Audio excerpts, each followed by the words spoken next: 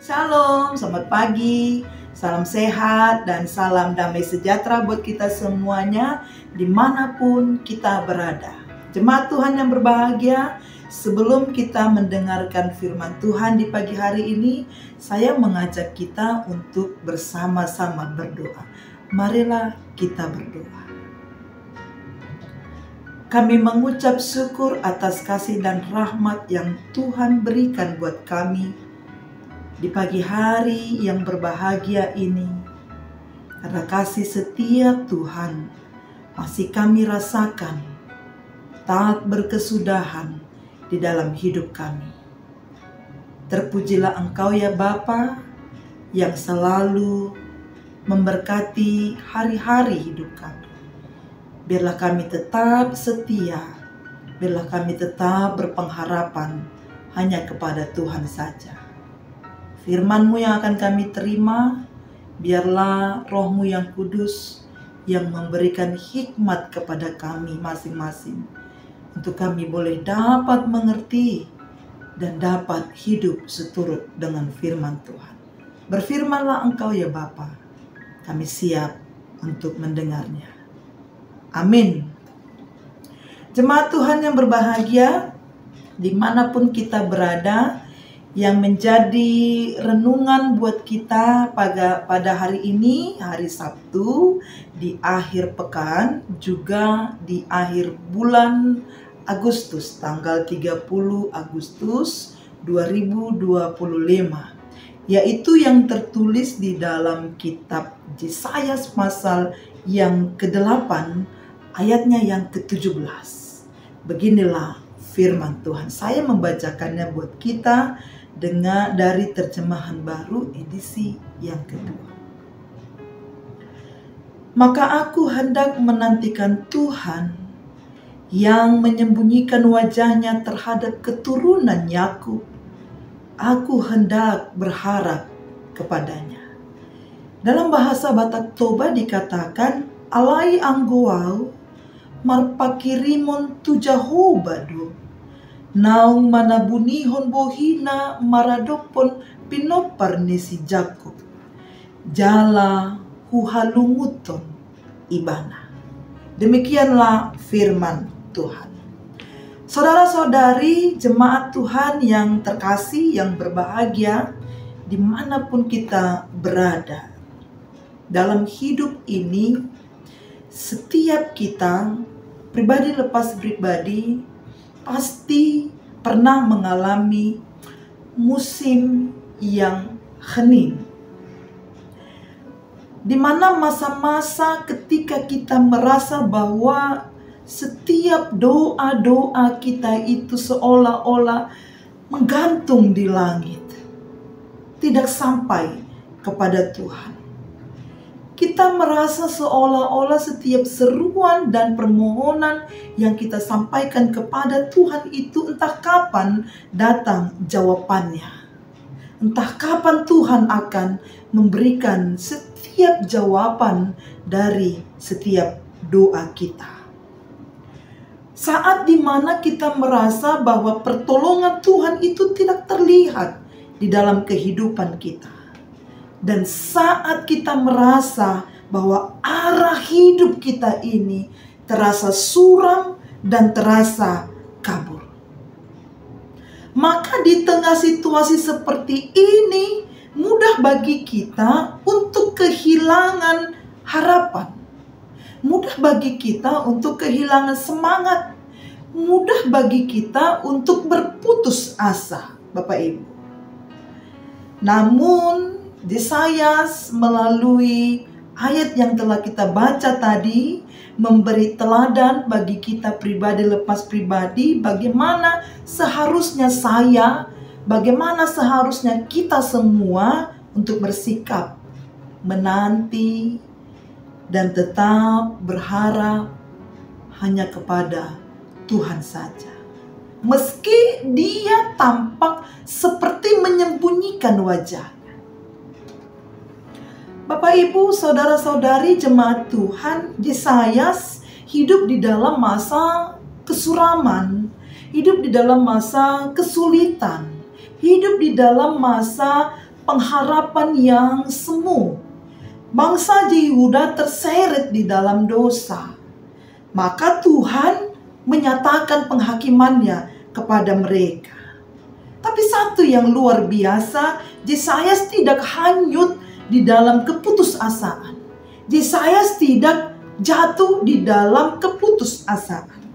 Tahukah kita, dia memilih untuk tetap menantikan dan mengharapkan Tuhan.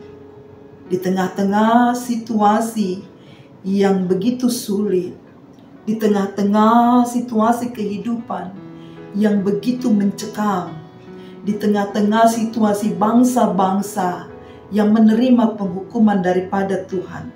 Tapi satu yang sangat luar biasa dari Nabi Yesayas yang patut kita contoh, yang patut kita teladani adalah dia memilih untuk tetap menantikan dan untuk tetap mengharapkan pertolongan Tuhan. Tahukah kita saudara-saudari bahwa menanti-nantikan itu berarti kita aktif menunggu di dalam iman. Tidak pasif, tapi kita aktif menunggu di dalam iman. Bukan pasrah atau juga bukan menyerah. Itu menanti-nantikan. Mengharapkan dia itu menunjukkan kepercayaan yang tidak bergeser. Itu arti dari mengharapkan Tuhan, mengharapkan dia. Di mana kita tetap percaya, tetap bergantung, kita memperlihatkan kepercayaan kita yang tidak bergeser walau apapun situasi di dalam kehidupan kita, walau kondisi terkadang tidak mendukung kita rasakan di dalam kehidupan ini.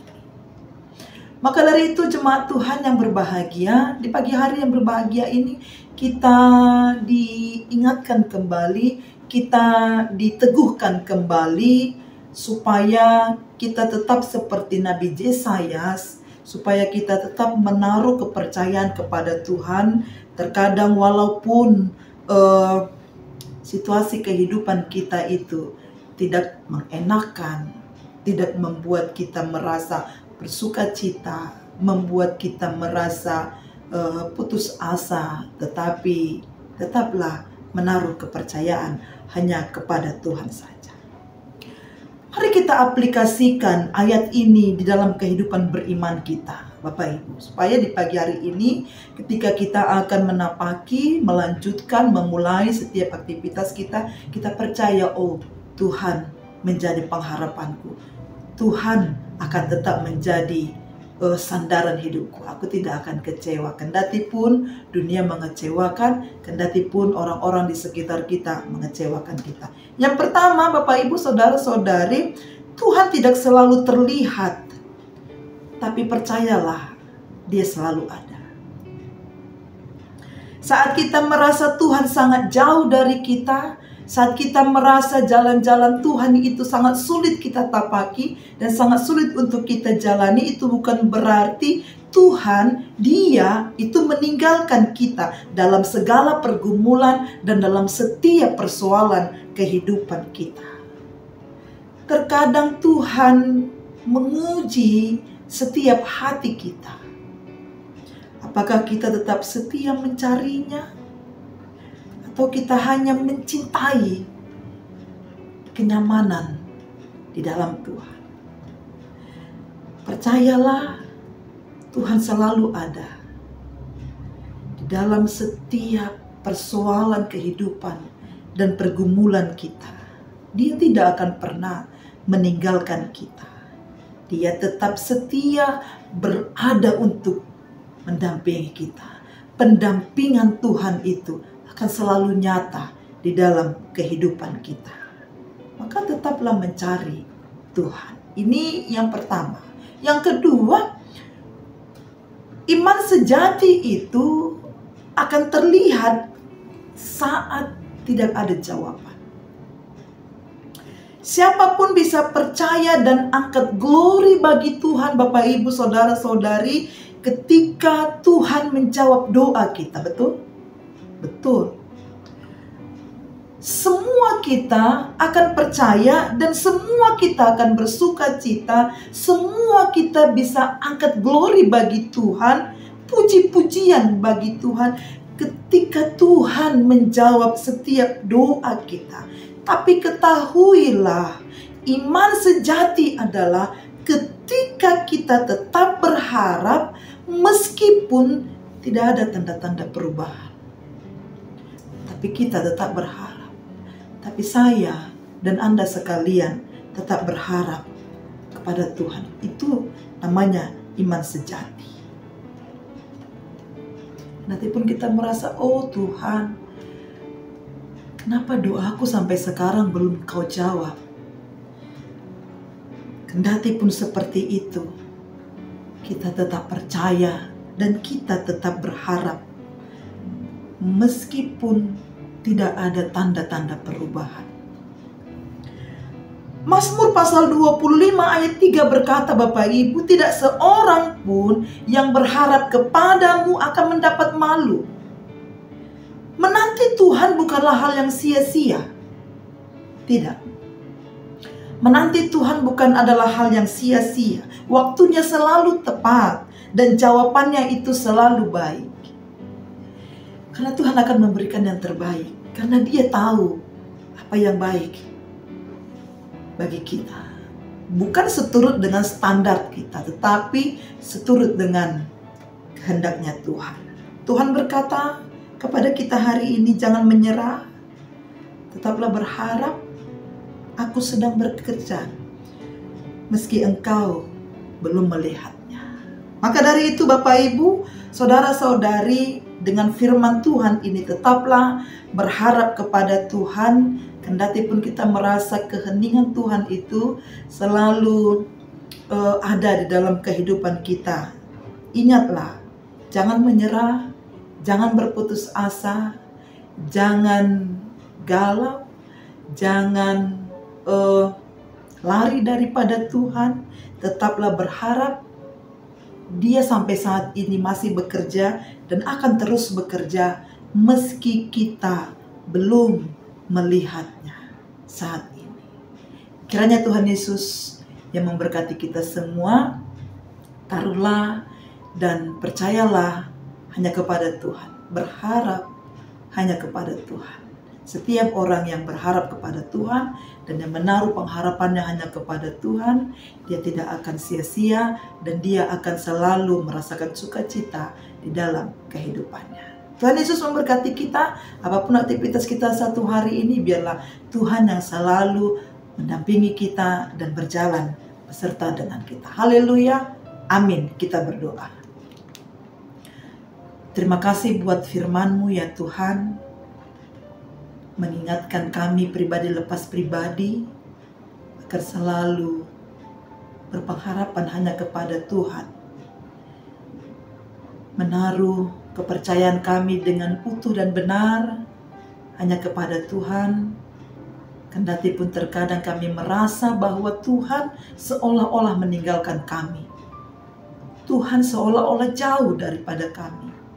Kami merasa kesepian. Kami merasa sendirian menjalani kehidupan ini. Tapi dengan firman-Mu kami memperoleh kekuatan yang baru. Bahwa setiap orang yang berharap dan bersandar kepada Tuhan, hidupnya akan penuh dengan sukacita. Kami serahkan seluruh kehidupan kami, jemaat Tuhan, dimanapun mereka berada, kiranya kasih dan damai sejahtera yang daripada Tuhanlah yang selalu beserta dengan mereka. Ampuni kami dari setiap dosa dan pelanggaran kami, agar kami tetap layak menaikkan puji syukur kami hanya kepada Tuhan saja. Terpujilah nama-Mu hari ini, abadi sampai selama-lamanya. Dalam nama Yesus Kristus kami berdoa dan mengucap syukur. Amin. Shalom.